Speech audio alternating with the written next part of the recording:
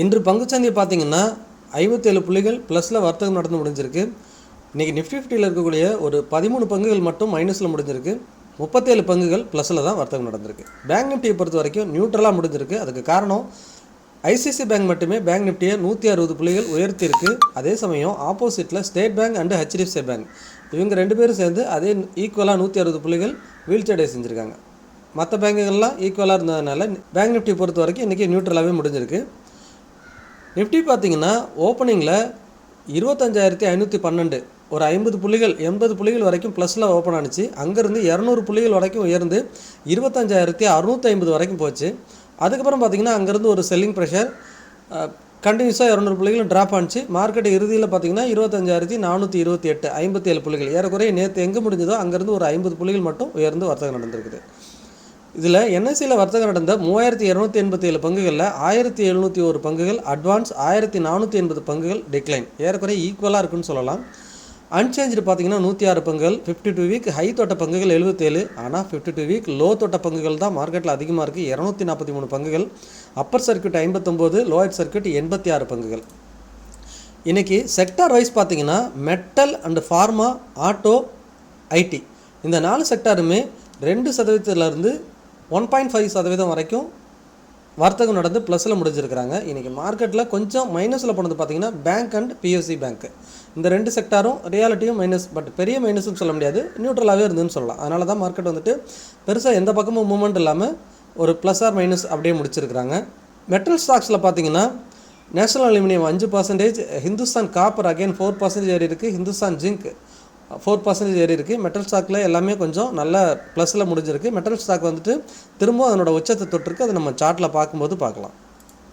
Auto ஸ்டாக்ஸில் பார்த்திங்கன்னா hero motor காப் இன்றைக்கி 4% வரைக்கும் உயர்ந்திருக்காங்க. டிவிஎஸ் மோட்டார் 3% வரைக்கும் உயர்ந்திருக்கிறாங்க. ஃபார்மா பங்குகள் இன்றைக்கி நல்லா உயர்ந்திருந்தது. ஃபார்மா பங்குகள் பார்த்திங்கன்னா மேன்கைண்ட் ஃபார்மா 5.3% வரைக்கும் உயர்ந்திருக்கிறாங்க. லாரஸ் லேப் 4.5% உயர்ந்திருக்கிறாங்க. ஆரோ ஃபார்மா 4.3%. இதர பங்குகள் எல்லாமே 1%லேருந்து 2% வரைக்கும் ப்ளஸில். ஃபார்மாவில் இன்றைக்கி எல்லா பங்குகளுமே ப்ளஸில் வர்த்தகம் நடந்து முடிஞ்சிருக்குது. டாப் கெய்னர்னு பார்த்தீங்கன்னா HCL tech, Bajaj auto, Tata steel, Shriram finance, TCS, IndiGo இவங்கெல்லாம் டாப் கெய்னர் லிஸ்ட்டில் இருக்கிறாங்க. டாப் லூசர்ஸில் பார்த்தீங்கன்னா Reliance, SBI, Adani ports, Eternal, ITC, Bharti Airtel, Kotak bank, SBI life இவங்கெல்லாம் டாப் லூசர்ஸில் இருக்கிறாங்க. ஸோ ஃபர்ஸ்ட் ஆஃப் ஆல் இன்றைக்கி நம்ம மார்க்கெட்டில் ப்ளஸில் இருக்கக்கூடிய ஃபார்மாவை பார்த்துடலாம். ஃபார்மா நம்ம நேற்றே பேசியிருந்தோம் 22,600 700 இந்த ரேஞ்சை 700னே வச்சுக்கலாம். நம்ம இந்த ரேஞ்சை பிரேக் பண்ணிட்டா ஃபார்மா வந்துட்டு ஒரு 1,500 புள்ளிகள் உயர்வதற்கு வாய்ப்பு இருக்குன்னு பேசியிருந்தோம். இன்றைக்கே பார்த்திங்கன்னா ஃபார்மா 1.8% 400 புள்ளிகள் உயர்ந்து முடிஞ்சிருக்குது. தொடர்ந்து ஃபார்மா செக்டாரை வாட்ச் பண்ணுங்கள். ஃபார்மா வந்துட்டு தொடர்ந்து 29,900 ஏறக்குறைய 24,000 வரைக்கும் இன்னும் ஒரு 1000 புள்ளிகள் நம்ம சொன்னதில் 400 புள்ளிகள் மூவ் ஆகிடுச்சு. இன்னும் ஒரு 1000 புள்ளிகள் மூவ் ஆகிறதுக்கு வாய்ப்பு இருக்குது. இந்த வாரத்துலையும் அடுத்த வாரத்துலையும் ஃபார்மா செக்டார் பாசிட்டிவாக இருக்கிறதுக்கு அதிகமான வாய்ப்பு இருக்குது. அடுத்தது பார்த்திங்கன்னா மெட்டல் பேக் டு ஃபார்ம் அதனோட ஆல் டைம் ஹை பக்கத்தில் திரும்ப அகைன் வந்திருக்கு. 12,500ங்கிறது அதனோட ப்ரீவியஸ் ஆல் டைம் ஹை. இங்கேருந்து ஒரு கன்சால்டேஷன் ஜோனில் இருந்துட்டு அகைன் அதுக்கு பக்கத்தில் இருக்குது. இங்கே பார்த்திங்கன்னா தெரியும், ஆனால் பிரேக் பண்ணல. ஸோ 12,500 பிரேக் பண்ணிடுச்சுன்னா மெட்டல் ஸ்டாக்ஸ் வந்துட்டு அகைன் ஒரு ரேலி ஆகிறதுக்கு பாசிபிலிட்டி இருக்குது. ஆட்டோ செக்டாரும் இன்றைக்கி நல்ல புல்லிஸில் முடிஞ்சிருக்காங்க. ஓப்பனிங்லேருந்தே கெய்னிங் தான். 27,960 ஓப்பன் ஆனது 28,466 ஏறக்குறைய 1.8% வரைக்கும் 500 புள்ளிகள் ஆட்டோ செக்டார் ப்ளஸில் வர்த்தகம் நடந்திருக்கு.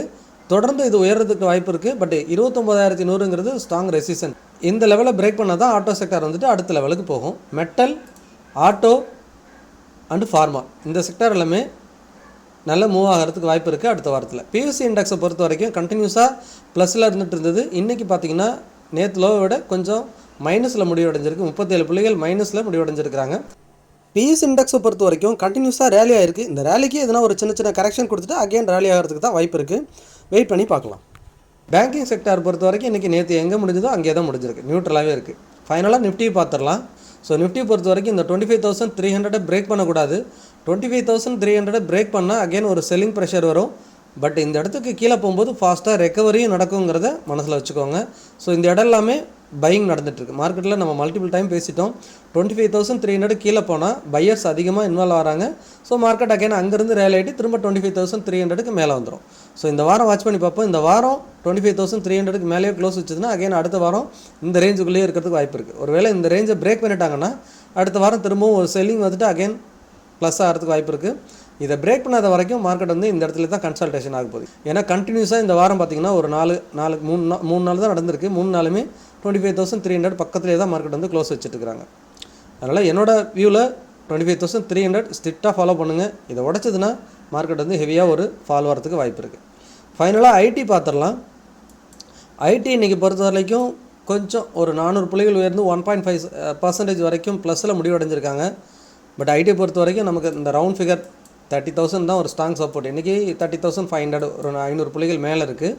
ஆனால் இந்த 30,000 அகைன் என்றைக்கு பிரேக் பண்ணுதோ அன்றைக்கி ஒரு 5,000 புள்ளிகள் விழறதுக்கான அதிகமான பாசிபிலிட்டி இருக்குது. 5,000லேருந்து 4,000 புள்ளிகள் வரைக்கும் விழறதுக்கு அதிகமான பாசிபிலிட்டி இருக்குது. பட் இந்த இடத்த வாட்ச் பண்ணிக்கோங்க. ஐடி செக்டரில் இன்வெஸ்ட் பண்ணுறவங்க இன்னும் ஒரு பெஸ்ட்டான ஆப்பர்ச்சுனிட்டினா இந்த 25,000 ஆர் 25,500 அந்த ரேஞ்ச் வரும்போது இன்வெஸ்ட் பண்ணுறதுக்கு நல்ல ஆப்பர்ச்சுனிட்டியாக இருக்கும். பட் அந்த இடம் வருமாங்கிறத நம்ம வெயிட் பண்ணி பார்ப்போம்.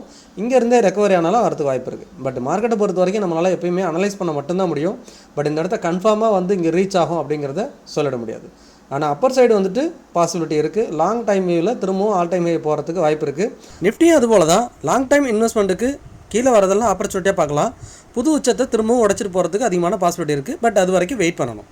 நீங்கள் முதலீடு செய்வதற்கு முன் உங்களோட ஃபினான்ஷியல் அட்வைசரை கட்டாயமாக டிஸ்கஸ் பண்ண மறந்துடுறேன். நான் AMFI register mutual fund distributor, அதாவது association of mutual fund in இந்தியாவில் பதிவு பெற்ற மியூச்சுவல் ஃபண்ட் டிஸ்ட்ரிபியூட்டர் மற்றும் IRDAயோட சர்டிஃபைடு இன்சூரன்ஸ் அட்வைசர்.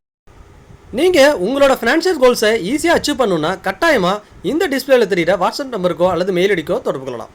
அல்லது டிஸ்கிரிப்ஷனில் இருக்க கூகுள் ஃபார்ம் ஃபில் பண்ணுங்கள், நான் உங்களை தொடர்பு கொள்கிறேன். பங்கு சந்தை தொடர்பான டெய்லி அப்டேட்டுக்கு டெலிகிராம் சேனல் லிங்க் கொடுக்குறேன், சர்ச் பண்ணி ஜாயின் பண்ணுங்கள். நீங்கள் நம்ம சேனலுக்கு புதுசாக இருந்தீங்கன்னா நம்ம சேனலை சப்ஸ்கிரைப் பண்ணுங்கள், லைக் பண்ணுங்கள், உங்களோட ஃப்ரெண்ட்ஸ் அண்ட் ஃபேமிலிக்கு மறக்காமல் ஷேர் பண்ணுங்கள். மீண்டும் ஒரு நல்ல வீடியோவில் சந்திப்போம். உங்கள் கோவிந்த்.